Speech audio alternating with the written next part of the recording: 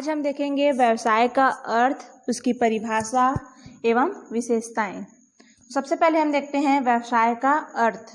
तो देखिए, व्यवसाय एक विस्तृत शब्द है।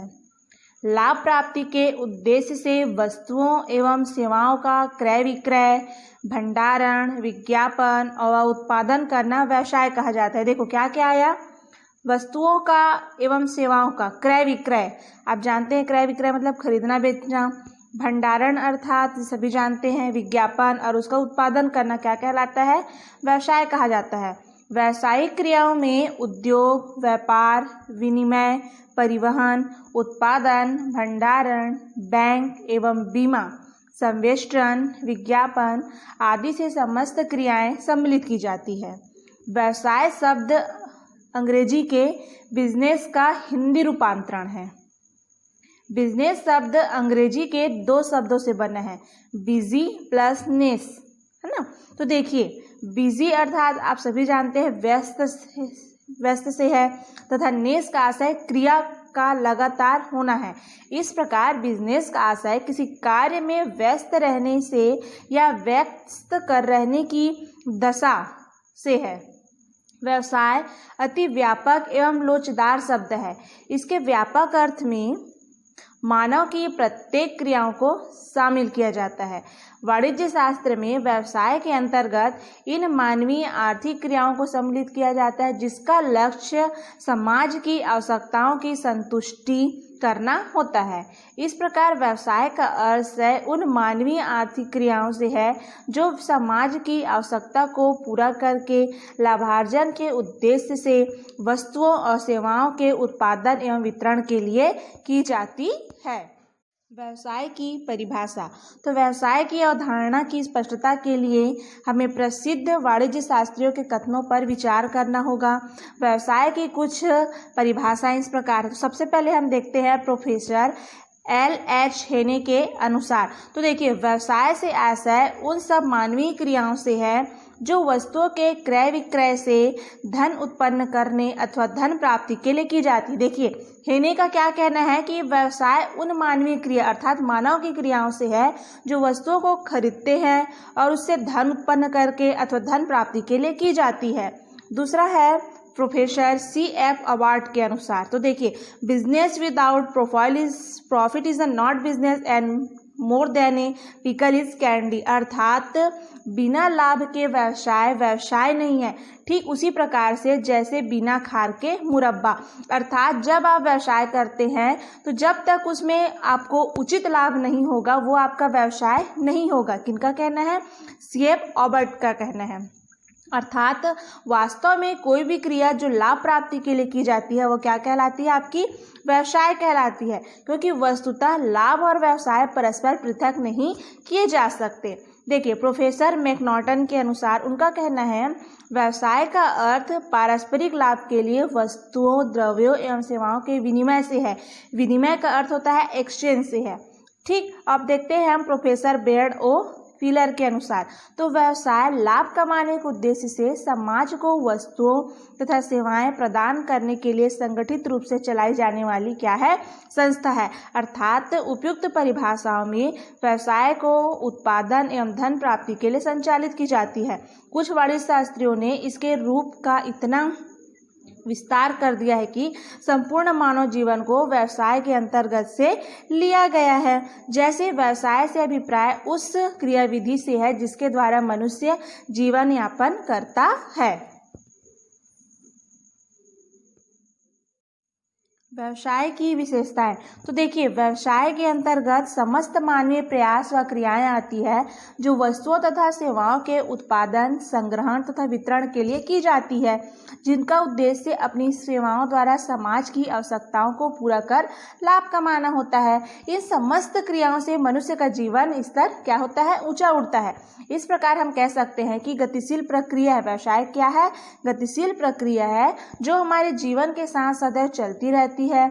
जैसा कि व्हीलर ने कहा है, मौसम की भांति व्यवसाय भी सदैव हमारे साथ क्या रहता है, चलते रहता है, अर्थात व्यवसाय के समान व्यवसाय भी हमारे साथ हमेशा रहता है। तो देखिए, किसी भी क्रिया को ठीक से समझने के लिए उसकी लक्षण या विशेषताओं की जानकारी हमें आवश्यक है। जैसे मैं आपको एग्जाम्पल से बताती हूँ, यदि यह प्रश्न दिया जाए कि आर्थिक क्रिया को व्यवसाय कहेंगे, तब हम व्यवसाय की विशेषताओं को पर हमें अच्छे से ध्यान देना होगा। अर्थात हम आर्थिक क्रियाओं को व्यवसाय कहेंगे जिनसे निम्न विशेषताएं होती है।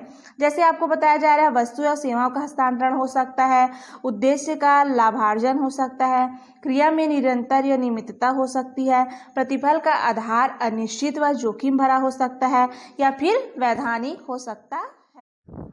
व्यवसाय की विशेषताएं, सबसे पहले हम देखते हैं मानवीय आर्थिक क्रिया, दूसरा हो जाएगा आपका विनिमय संबंधित क्रियाएं, तीसरा उपयोगिता का सृजन, चौथा लाभार्जन उद्देश्य, पांचवा अनिश्चितता व जोखिम, छठवां विदेश वस्तु और सेवाओं का आदान प्रदान, क्रियाओं में निरंतरता, आठवां समाज को लाभ, नौवां वैधानिकता और 10वां साहस। तो सबसे पहले हम देखते हैं मानवीय आर्थिक क्रियाएं, अर्थात मानव द्वारा की जाने वाली क्रियाएं। सबसे पहले विशेषता हमारा ये होता है, अर्थात हमारा लक्षण विशेषताएं सब एक ही है ना। तो सबसे पहले हम देखते हैं मानवीय आर्थिक क्रियाएं। तो देखिए, व्यवसाय के अंतर्गत सिर्फ आर्थिक क्रियाओं को सम्मिलित किया जाता है। आर्थिक क्रिया अर्थात आप सभी समझते हैं, आर्थिक क्रिया अर्थात जिसका उद्देश्य केवल और केवल धन कमाना होता है, वो क्या कहलाता है, हमारा आर्थिक क्रिया कहलाता है। और अनार्थिक क्रियाएं व्यवसाय के क्षेत्र के अंतर्गत नहीं आता है। इसके अतिरिक्त आर्थिक क्रियाएं सिर्फ मानव द्वारा संपन्न की जाती है, क्योंकि नाम से स्पष्ट है मानवीय आर्थिक क्रियाएं। देखिए, पशु पक्षी क्रियाओं को सम्मिलित नहीं किया जाता। पशु पक्षी व्यवसाय हेतु मानव के साधन तो बन सकते हैं, इसके अतिरिक्त और कुछ नहीं। दूसरा देखते हैं विनिमय संबंधित क्रियाएं। विनिमय का अर्थ हो जाएगा आपका हस्तांतरण, आदान प्रदान, एक्सचेंज। तो देखिए, वस्तुओं एवं सेवाओं का विनिमय होना आवश्यक लक्षण है। जब तक हम व्यवसाय करेंगे और जब तक हम वस्तुओं और सेवाओं का आदान प्रदान नहीं करेंगे, हमें उसमें सफलता प्राप्त नहीं हो जाती। इसलिए वाणिज्य शास्त्री प्रोफेसर हेने ने कहा है, व्यवसाय विनिमय पर आधारित है। और अर्थशास्त्रीय सिल्वरमैन के शब्दों में दो पक्षों के बीच होने वाले ऐच्छिक, वैधानिक तथा पारस्परिक धन के हस्तांतरण को क्या कहते हैं, विनिमय कहते हैं। ये दोनों अलग अलग विद्वानों का कहना है। इस प्रकार किसी भी व्यवसाय की आधारभूत विशेषता क्या होती है, विनिमय होती है। तीसरा देखते हैं हम उपयोगिता का सृजन। उपयोगिता अर्थात आप सभी जानते हैं जिसका हम उपयोग करते हैं। तो देखिए, उपयोगिता का सृजन बोला जा रहा है। तो उपयोगिता सृजन को वस्तु का निर्माण कहते हैं। क्या कहते हैं, उपयोगिता सृजन को वस्तु का निर्माण कहते हैं। जब तक अनेक प्रकार से हम उपयोग नहीं करेंगे, उसका हम सृजन नहीं कर सकते। वस्तुओं का निर्माण व्यक्ति, समाज एवं राष्ट्र के लिए महत्वपूर्ण है। उपयोगिता का सृजन अनेक प्रकार से किया जाता है। व्यावसायिक क्रियाकलाप में, रूप परिवर्तन में, स्थान परिवर्तन में, अधिकार परिवर्तन, प्रायः वस्तुओं का निर्माण होता रहता है। फिर देखिए, चौथा हमारा लाभार्जन उद्देश्य, अर्थात लाभ के लिए उद्देश्य, मतलब व्यवसाय की हमारी चौथा विशेषता हो गया लाभार्जन का उद्देश्य। जब तक हमें लाभ प्राप्त नहीं होगा तब तक हम कुछ भी नहीं कर सकते। तो देखिए, व्यावसायिक क्रियाओं का मूल उद्देश्य लाभार्जन होता है, अर्थात जो भी हम क्रियाएं कर रहे हैं उसका मुख्य उद्देश्य हमारा क्या होता है, केवल और केवल धन प्राप्ति के लिए होता है। तो व्यवसाय का स्वामी साहसी होता है। साहसी को जोखिम वहन करने के कारण जो प्रतिफल प्रदान किया जाता है उसे अर्थशास्त्र में लाभ कहा जाता है। क्या कहा जाता है, अर्थशास्त्र में लाभ कहा जाता है। इस प्रकार व्यवसाय का स्वामी लाभ प्राप्त करता है। यदि उसे लाभ की आशा न हो तब वह व्यवसाय प्रारंभ नहीं करेगा। अर्थात जब तक हम व्यवसाय करेंगे और हमें लाभ का क्या ना हो, व्यवसाय प्रारंभ नहीं करेगा जब तक हमें लाभ की आशा ज्ञात ना हो। इसलिए वाणिज्य शास्त्री इल्विन थॉमस मौद्रिक आय को व्यवसाय का प्रमुख उद्देश्य मानते हैं। व्यवसाय में निहित लाभ तत्व के महत्व को प्रतिपादित करते हुए कुछ वाणिज्य शास्त्रियों का कथन है, बिना लाभ का व्यवसाय व्यवसाय नहीं है। अर्थात जब तक हमें लाभ, अधिक से अधिक लाभ प्राप्त नहीं होगा उस व्यवसाय में, उस व्यवसाय का कोई महत्व नहीं है। चलिए, पांचवा चलते हैं हम, अनिश्चितता व जोखिम। जोखिम मतलब समझ जाते हैं आप, रिस्क। तो सभी व्यवसाय का प्रमुख लक्षण है कि वह जोखिम युक्त होता है। अर्थात जो भी व्यवसाय हम करते हैं उसमें कुछ न कुछ हमें जोखिम उठाना पड़ता है तथा उसमें अनिश्चितता भी होती है। इसी कारण सदैव लाभ नहीं होता, कभी लाभ होता है तो कभी हानि होती है। हानि भी हो सकती है तो कभी लाभ भी हो सकता है। यह अनिश्चितता 3 प्रकार की होती है, प्राकृतिक, औद्योगिक और राजनैतिक। तो देखिए, व्यवसाय की अनिश्चितता एवं उसके फलस्वरूप जोखिम की संभावनाओं का कम अधिक होना अनुमानों की यथार्थता एवं व्यवसाय की दूरदर्शिता पर निर्भर करती है। यही कारण है किसी व्यवसाय में जोखिम की मात्रा कम है तो किस में अधिक, लेकिन अनिश्चितता व जोखिम का तत्व प्रत्येक व्यवसाय में क्या होता है, निहित होता है, मीन समाहित होता है। अब छठवां चलते हैं हम, वस्तु एवं सेवाओं का आदान प्रदान, मतलब व्यवसाय की विशेषताओं में वस्तु और सेवाओं का आदान प्रदान का भी होना अत्यंत महत्वपूर्ण है। अर्थात व्यावसायिक क्रियाएं वस्तु एवं सेवाओं के आदान प्रदान पर अवलंबित है। जिन वस्तुओं और सेवाओं का विक्रय हस्तांतरण नहीं होता है उसे व्यवसाय के अंतर्गत सम्मिलित नहीं किया जाता। जब तक हम व्यवसाय कर रहे हैं और उसमें वस्तुओं का हम आदान प्रदान नहीं करेंगे तब तक व्यवसाय का कोई महत्व नहीं रह गया। उदाहरण के लिए यदि कोई व्यक्ति अपनी आवश्यकता के लिए वस्तु का निर्माण करता है तब उसके निर्माण कार्य को व्यवसाय के अंतर्गत नहीं लिया जा सकता, क्योंकि वो किसके लिए कर रहा है, केवल और केवल अपनी आवश्यकता की पूर्ति के लिए उस वस्तु का निर्माण कर रहा है। लेकिन वहीं पे अगर उस वस्तु को वह क्या करता है, आदान प्रदान हस्तांतरण करता है तो उसे व्यवसाय के अंतर्गत शामिल किया जा सकता है। वस्तुओं के लेन देन की क्रिया निरंतर होती रहनी चाहिए।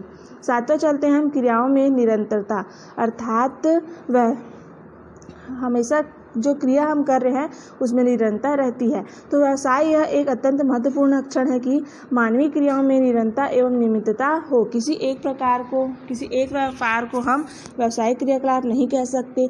यदि किसी व्यक्ति के पास कोई वस्तु अधिक है तथा उसमें से कुछ वस्तुओं को बेच देता है तब उसके इस कार्य को व्यवसाय नहीं कहेंगे। जैसे किसी वस्तु के पास एक से अधिक टीवी है, एक उदाहरण के लिए, यदि उसमें से वो एक दो को बेच देता है तो हम उसे व्यवसाय नहीं कहेंगे। लेकिन यदि वह इन वस्तुओं को बेचने का कार्य निरंतर करता है, अर्थात उसका टीवी का एक शॉप है लेकिन वह निरंतर बेचते रहता है, तब वो क्या कहलाएगा, उसका व्यवसाय कहलाएगा, तब उसे हम व्यवसाय कह सकते हैं। देखिए आठवां चलते हैं हम, समाज को लाभ। अब व्यवसाय से समाज को क्या क्या लाभ प्राप्त होता है, तो यह एक अत्यंत महत्वपूर्ण बिंदु है व्यवसाय की विशेषताओं में कि व्यवसाय को यह हमेशा स्मरण रखना चाहिए कि व्यवसाय से उसके साथ ही साथ समाज को भी बहुत ही ज़्यादा अधिक लाभ प्राप्त होता है। उसके सामाजिक उत्तरदायित्व को हम इस प्रकार स्पष्ट कर सकते हैं, जैसे मैं आपको बता रही हूँ, वह उत्तम किस्म की वस्तु का निर्माण करे ताकि लोगों को अच्छी से अच्छी वस्तुओं की प्राप्ति हो सके।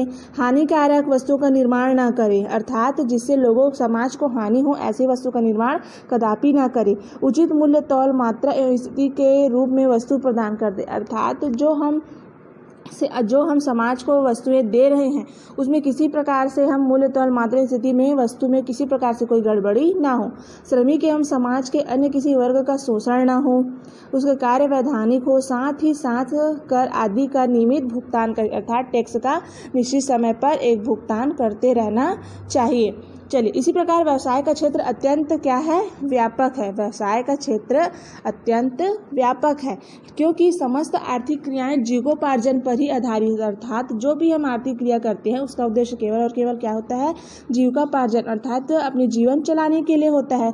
और वे सभी व्यवसायिक क्रियाएं हैं जो निम्न तालिका से स्पष्ट आपको कर सकते हैं। जैसे आपको बता रही हूँ मैं, व्यवसाय के 3 प्रकार हो गए, उद्योग, वाणिज्य और पेशा। इसको हम आगे अच्छे से बड़े रूपों में पढ़ेंगे। और वाणिज्य के 2 प्रकार को बांट दिया गया, व्यापार और व्यापार के सहायक। तो देखिए हमारा 9वां विशेषता चलते हैं, वैधानिकता। यह एक वैध क्रिया है। व्यवसाय के अंतर्गत की जाने वाली क्रियाएं राष्ट्र के नियमों के आधार पर होनी चाहिए, मतलब वैध के अनुरूप, न कि अवैध होना चाहिए। 10वां चलते हैं हम, साहस। प्रत्येक व्यवसाय में जोखिम तत्व प्रधान है, अर्थात स्वामी को लाभ भी हो सकता है और हानि भी, किंतु व्यवसायी को यही जोखिम उठाने का साहस होना चाहिए। अर्थात जो व्यवसाय कर रहा है उस व्यापारी में साहस होना चाहिए। यदि वो कभी हानि हो जाता है तो कभी उसे व्यवसाय को बंद नहीं करना चाहिए, क्योंकि व्यवसाय ऐसा है कि कभी उसमें लाभ होता है तो कभी हानि होता है। अर्थात व्यवसायी को लाभ भी हो सकता है और हानि भी, किंतु व्यवसाय में यह जोखिम उठाने का साहस अवश्य होना चाहिए। आगे क्वेश्चन आता है कि क्या व्यवसाय एक आर्थिक क्रिया है? तो जैसे मैंने आपको पहले ही बताया था कि मुद्रा प्राप्ति हेतु की गई मानवीय क्रियाएं आर्थिक क्रिया के अंतर्गत आती है। तो व्यवसाय में मानवीय प्रयास होता ही रहता है तथा व्यवसाय का उद्देश्य केवल और केवल क्या होता है, लाभ कमाना होता है। अर्थात व्यवसाय एक आर्थिक क्रिया है। यद्यपि व्यवसाय मनुष्य को आर्थिक क्रियाओं का विस्तृत क्षेत्र प्रदान करता है तथापि समस्त आर्थिक क्रियाएं व्यवसाय नहीं हो सकती। आर्थिक क्रियाओं में वे क्रियाएं जिनका संबंध लाभ लेने के उद्देश्य से वस्तुओं का क्रय विक्रय व अन्य सहायक कार्य करना होता है वे व्यवसाय की श्रेणी में ही आते हैं। व्यवसाय और लाभ दोनों को अलग अलग नहीं किया जा सकता।